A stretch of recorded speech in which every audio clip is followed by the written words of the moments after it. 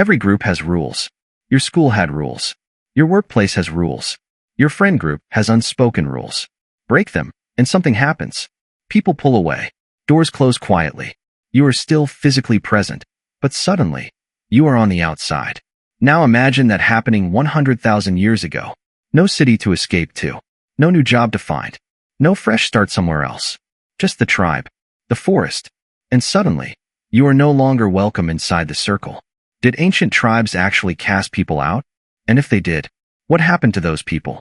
The answer is darker than you think. Ancient tribes were small. 20 people. 30 people. Sometimes 50. That was your entire world. Not your city. Not your country. Not your social media following. Just those specific faces. Those specific voices.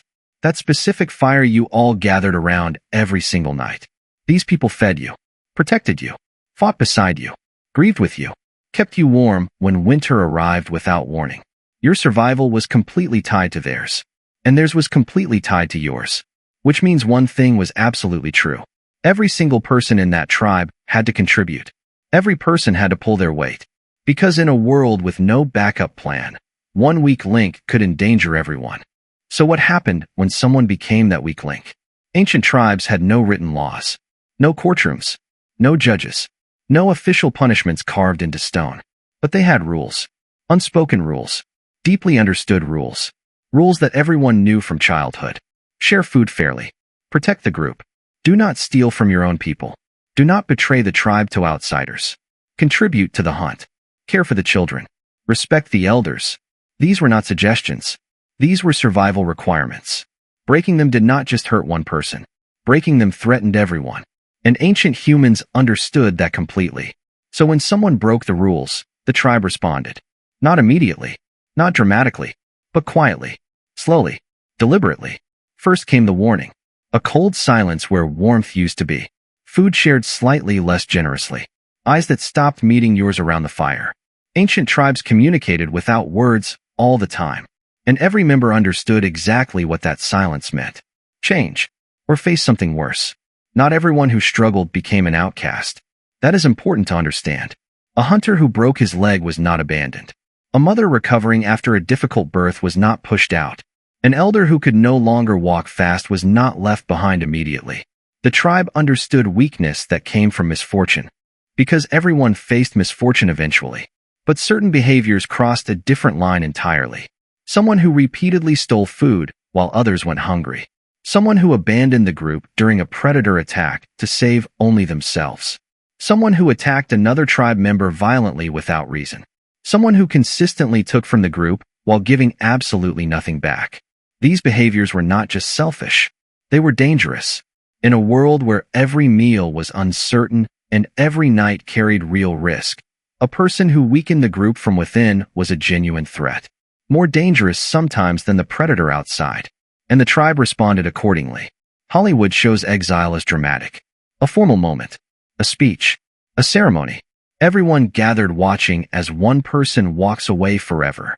Reality was probably quieter. And in many ways, much crueler. It likely started with exclusion. The outcast was no longer included in important decisions. Food was shared with them last, or not at all. Space around the fire slowly disappeared. No one sat beside them anymore.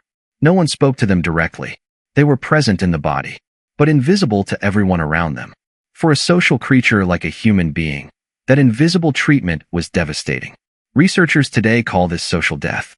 The body is still alive, but everything that made life meaningful, connection, belonging, recognition, is completely gone.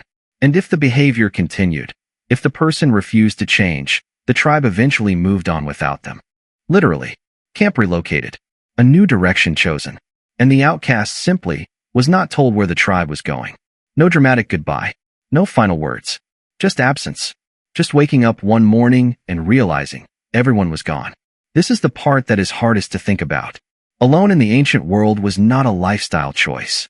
Alone in the ancient world was a death sentence. One person could not hunt large animals safely.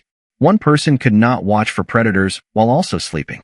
One person could not stay warm enough through a brutal winter with no one to share body heat. One person could not survive a serious injury with nobody to help. Everything about ancient survival was built for groups. The human body itself was built for groups. So an outcast alone faced impossible odds. Some may have found another tribe willing to accept them. That was possible. Tribes occasionally absorbed outsiders, especially if that person carried useful skills. A talented healer, a skilled hunter, someone who knew something valuable. A useful stranger could earn a place. But a known troublemaker from a neighboring tribe? That was a much harder case to make. Many outcasts simply did not survive long. The ancient world had no mercy for the truly alone. Now here is the thought that completely reframes everything. Scientists who study human psychology today have found something extraordinary. Social rejection activates the same region of the brain as physical pain. Being excluded, being cast out, genuinely hurts. Not metaphorically, not emotionally in some abstract way. Physically, in the brain, in measurable, visible ways. And researchers believe this pain response evolved for exactly one reason: to keep ancient humans inside their tribe. The pain of rejection was a survival alarm. Your brain screaming, fix this, repair this, get back inside the group before it is too late. Because for hundreds of thousands of years, being inside the tribe was the only way to survive. That ancient alarm system still lives inside every human brain today. Every time you feel left out, every time a group excludes you, every time someone goes cold and you feel that sharp, painful sting, that is your ancient brain firing a 100,000-year-old warning. Get back to your people before it is too late. So did ancient tribes have outcasts? Yes, but not casually, not cruelly for entertainment. Exile was a last resort, a survival decision, a painful choice made by a group that had no other options. Ancient tribes were not heartless. They were desperate. And desperation sometimes meant choosing the survival of 20 people over the comfort of one. That is a brutal calculation, but it was real. And here is what stays with you after thinking about all of this. The reason rejection hurts so deeply, the reason being excluded feels unbearable, is not weakness. It is ancient wisdom. Your brain remembers what your mind has forgotten. Belonging kept you alive once. And some part of you, deep and old and human, never stopped knowing that. If this video made you think differently about why belonging matters so much, give it a like. And if you want to keep exploring the hidden world of ancient human life, subscribe to this channel. We are just scratching the surface. See you in the next one.